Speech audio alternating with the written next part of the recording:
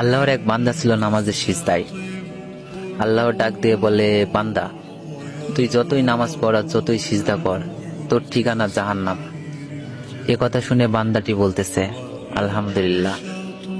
আল্লাহ বলে, এই বান্দা, জাহান্নামের কথা শুনে কেউ আলহামদুলিল্লাহ কয়? বান্দা বলে, আল্লাহ, জাহান্নামের মালিকও তুমি, জান্নাতের মালিকও তুমি। তুমি আল্লাহ যদি খুশি হয়ে আমাকে জাহান্নামও দাও, আমার আপত্তি করার কোনো অধিকার নেই। আল্লাহ বলতেছে, বান্দা, জাহান্নামে গেলে তুই পুড়ে যাবি, তোর কষ্ট হবে।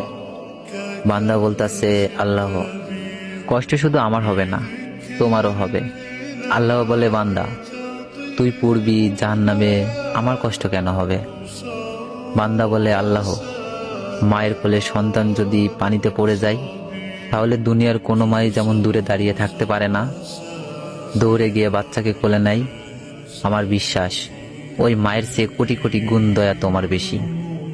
আমাকে জাহান্নাম দিলে তুমিও আল্লাহ শান্তি পাবে না।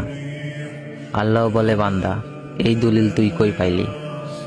বান্দা বলে, আল্লাহ, আমাদের জাতির পিতা ইব্রাহিম আলাইহিসসালাম তোমার প্রেম বুকে নিয়ে যখন নমরুদের চুলায় পড়ে গেল, তার আগেই তুমি বলে দিলে।